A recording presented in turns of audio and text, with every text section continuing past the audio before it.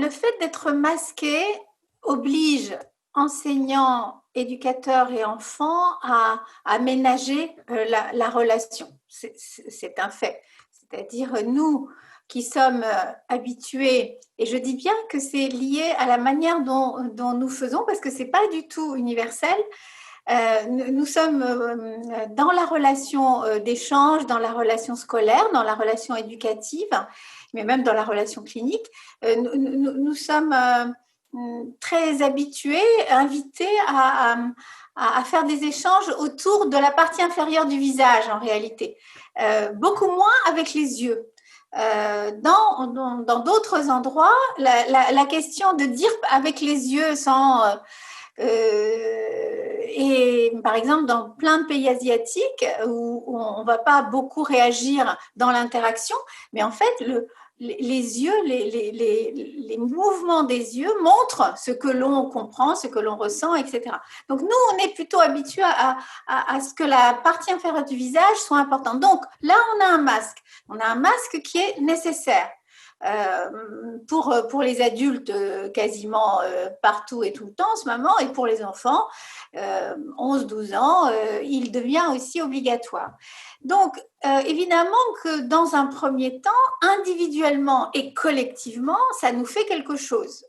Et je dirais, en tout cas avec la petite expérience que nous avons là depuis 6 mois, que il faut le savoir, ça c'est important, c'est plus difficile pour les adultes que pour les enfants et les adolescents. Ça vraiment, on est en train de faire des études parce que c'est important, mais en tout cas, comme ça, pratiquement, c'est plus difficile pour nous que pour eux. Et donc, du coup, attention d'ailleurs à ne pas trop alourdir le poids pour les enfants et les adolescents de cette contrainte. Parce que oui, la relation pédagogique, la relation éducative, elle est possible avec le masque.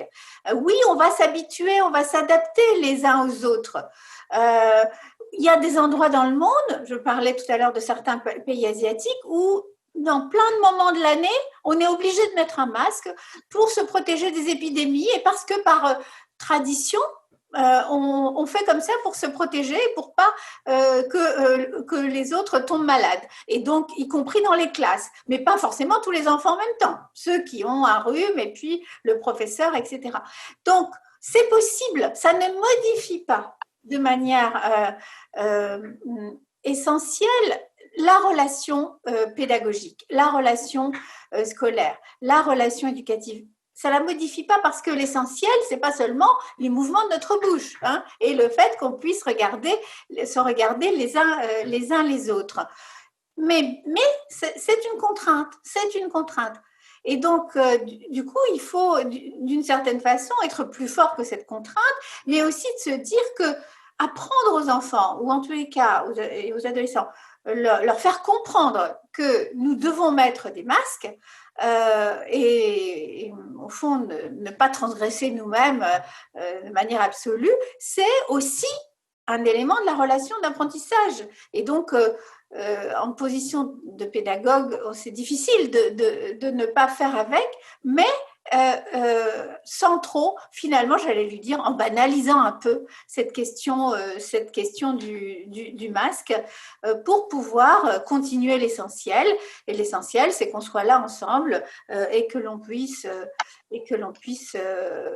établir cette belle relation nécessaire au développement de l'enfant, au développement de l'adolescent, tellement nécessaire que déjà les 6 mois que nous avons passés très chaotiques peuvent avoir au fond plus de conséquences sur les enfants que le fait de mettre un masque pour continuer quand même.